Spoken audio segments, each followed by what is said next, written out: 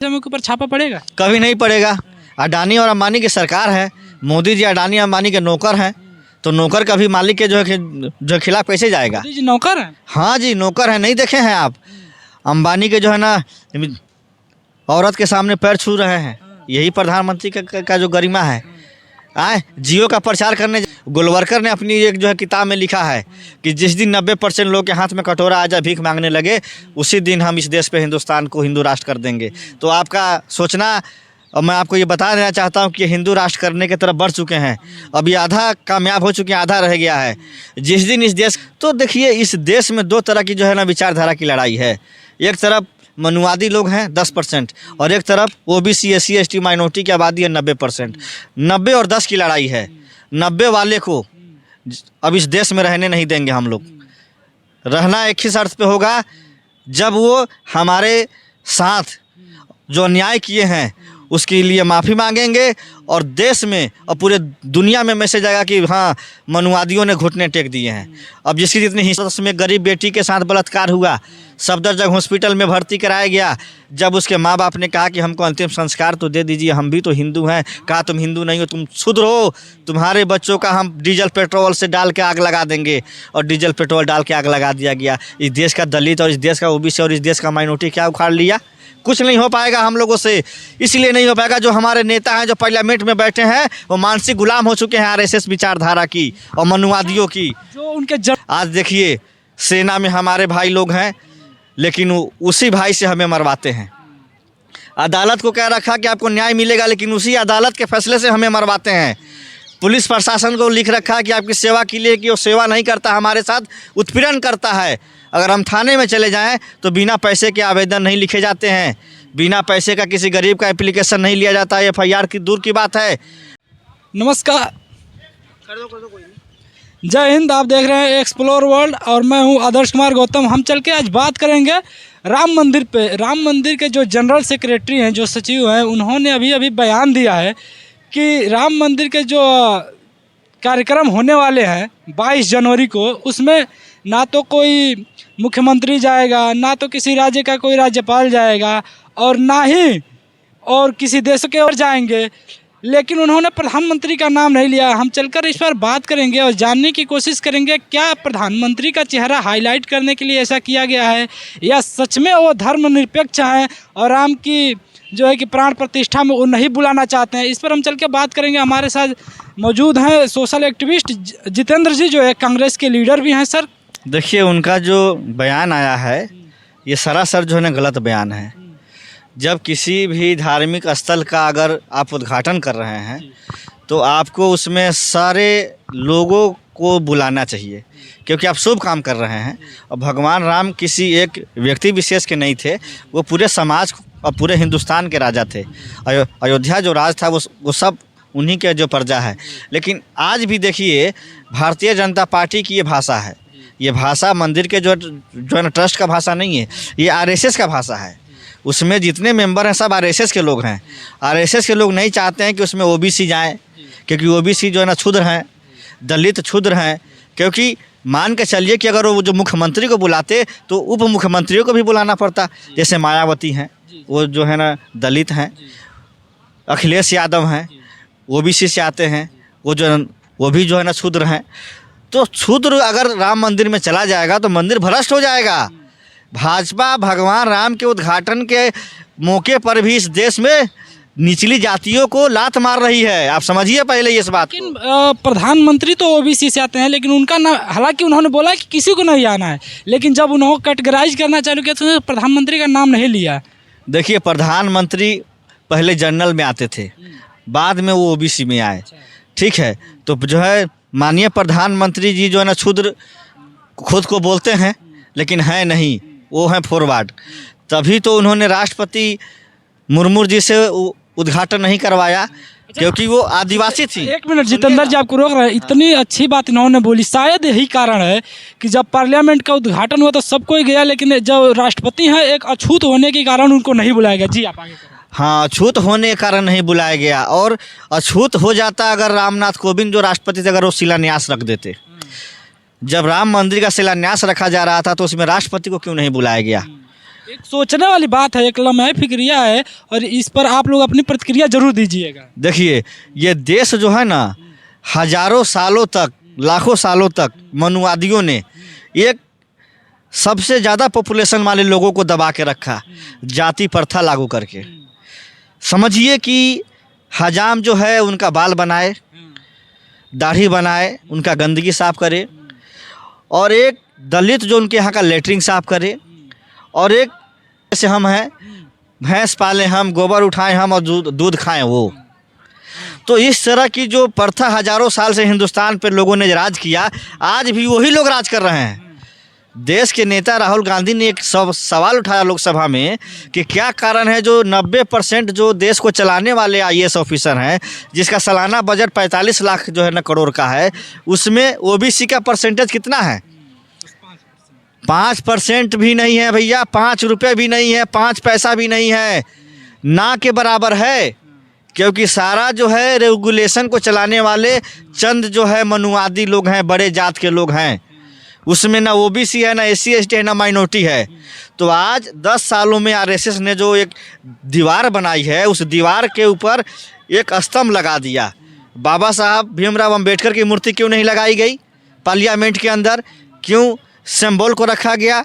Symbol वहाँ रखा जाता है जहाँ राजतंत्र होता है, लोकतंत्र में सिंबल नहीं रखा जाता है।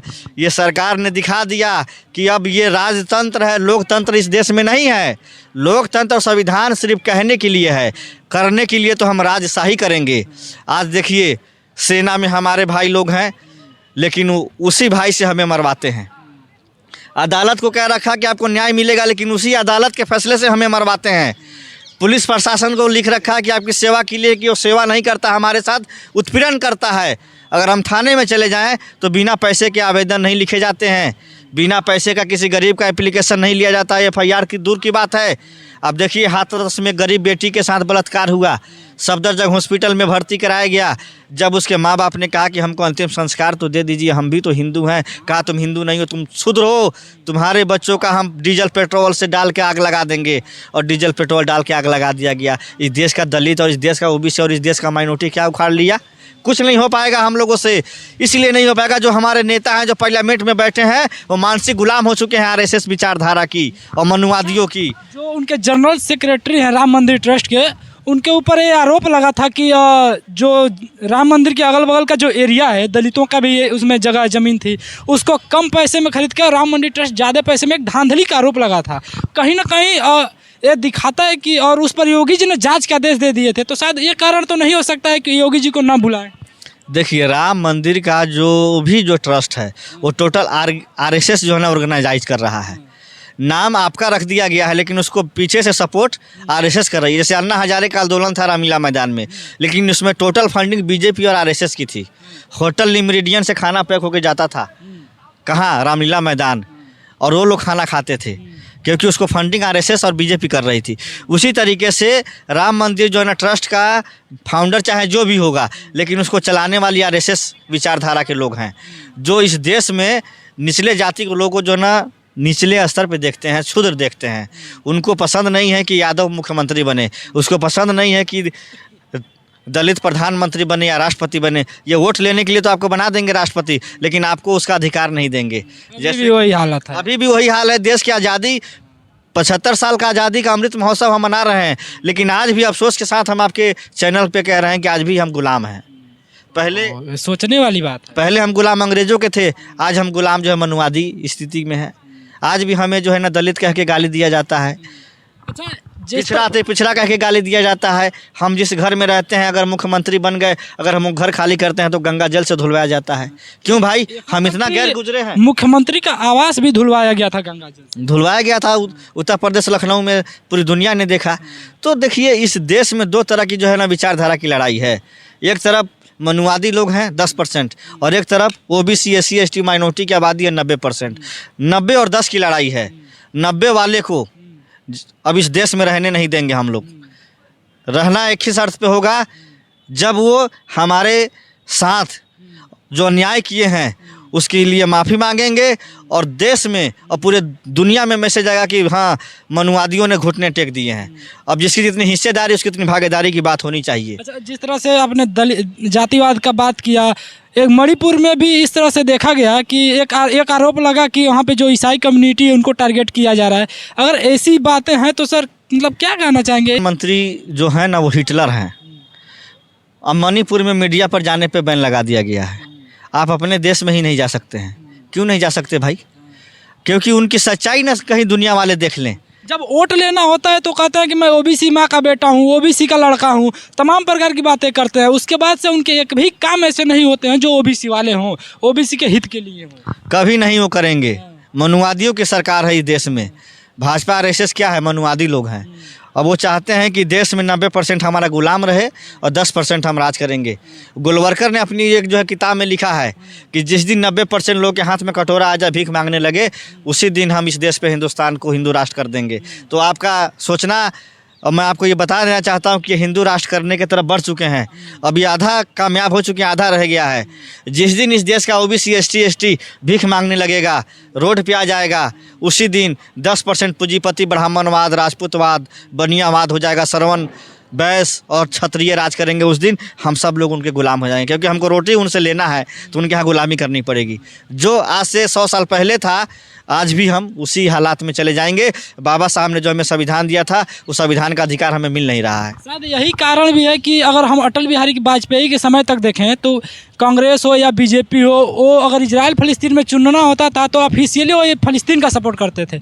लेकिन एक सरकार आई, ये सरकार अभी भी प्रधानमंत्री ओपन बोलते हैं कि हम इजराइल के साथ खड़े हैं। सर देखिए, प्रधानमंत्री, यही एक कारण तो नहीं है कि डिक्टेटर की तरफ? सुनिए, भारत के प्रधानमंत्री को ना अपना चुनाव दिख रहा है 2024 का। 2024 में ईवीएम से चुनाव होगा और ईवीएम का जो है ना पूरा जो सिस्टम हैक कर सकता है इजराइल। उसके पास ये टेक्नोलॉजी है।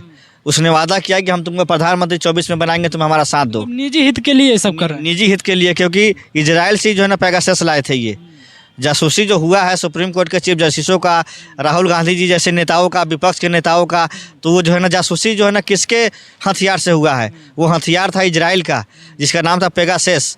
उससे जासूसी करवाई गई, जिसका मुद्दा लोकसभा में उठा। उस पर जो है ना सरकार ने आज तक कोई जवाब देने का काम नहीं किया। जवाब दिया कि जो है ना सुरक्षा को लेकर के। अरे भाई, पेगासस का इस्तेमाल आतंकवादियों पे किया जाता है, जो इस देश के लिए जो है ना गलत सोचता हो। क्या सुप्रीम कोर्ट के जो जज जो हैं देश के लिए गलत सोचेंगे? विपक्ष का नेता जो इस देश में 60 बरस उनके घर से प्रधानमंत्री रहा, जिसने पाकिस्तान को 2 टुकड़े कर दिए, खालिस्तान नहीं बनने दिया, ब्लू स्टार ऑपरेशन कराया अमृतसर में और जो है भिंडरावाला को मार गिराया गया, इसी में इंदिरा गांधी जी की जान भी चली गई, जिसके कारण इंदिरा गांधी के बॉडीगार्डों ने उनकी हत्या कर दी। वो भी सिख समाज के थे। तो इस जो है ना परिवार के ऊपर भी जो पेगासस लगा करके जांच करवाया है मोदी सरकार ने, ये हम नहीं कह रहे हैं, ये राहुल जी का बयान है जो उन्होंने खुद कहा है लोकसभा में। तो ये सरकार जो है इजराइल को इसलिए अपना फ़ायदा पहुंचा रही है क्योंकि टेक्नोलॉजी इजराइल के पास है और इजराइल की जो है ना टेक्नोलॉजी से ये 2024 के चुनाव जीतना चाहते हैं। बैलेट पेपर से अगर चुनाव नहीं हुआ तो 2024 में फिर जो है मोदी ही जीतेगा। आप ये चीज़ जान लीजिए। इसलिए बैलेट पेपर से जो है चुनाव होना चाहिए और निष्पक्ष चुनाव होना चाहिए। अगर निष्पक्ष चुनाव नहीं हुआ तो इलेक्शन कमीशन को इस देश का अब 90% आबादी गिरी हुई नज़र से देखेगा। बहिष्कार करेगा कि 2024 के बाद इस देश में जो चुनाव ही नहीं होगा। भाजपा जो है ना किस लिए जो ना लोकसभा में वो लगाया है भाई, सिंबल वहाँ लगाया जाता है जहाँ पर राजतंत्र हो। देश में भाई जो है ना चुनाव ही नहीं होगा। वो कहते हैं ना कि हम एक चुनाव करवाएंगे, वो एक भी चुनाव नहीं करवाएंगे। वो चाहते हैं कि हमारी ताकत, लेकिन इस देश का दलित ओबीसी एससी एसटी इनसे लड़ने के लिए तैयार है। जहां मैदान कर ले, दो हाथ कर लेंगे इससे। एक लास्ट क्वेश्चन, पीछे नहीं हटेंगे कि अभी फाइनेंशियल टाइम्स की रिपोर्ट आई है, जिस रिपोर्ट एक और पत्रिका है, उस रिपोर्ट के अनुसार न्यूज़ क्लिक पर छापा पड़ गया था, जो बताया जा रहा था कि चाइना से फंडिंग लिया है, यहाँ से फंडिंग लिया, वहाँ से लिया है। लेकिन अभी जो फाइनेंशियल टाइम्स की है, वहाँ से 5 रिपोर्ट पब्लिश हुए हैं अडानी समूह के ऊपर। तो क्या अडानी समूह के ऊपर छापा पड़ेगा? कभी नहीं पड़ेगा। अडानी और अंबानी की सरकार है। मोदी जी अडानी अंबानी के नौकर हैं, तो नौकर कभी मालिक के जो खिलाफ कैसे जाएगा? मोदी जी नौकर हैं? हाँ जी, नौकर हैं। नहीं देखे हैं आप? अंबानी के जो है ना औरत के सामने पैर छू रहे हैं, यही प्रधानमंत्री का जो गरिमा है। जियो का प्रचार करने जा रहे हैं। भारत सरकार की बहुत सारी जो है ना एजेंसियां हैं, जैसे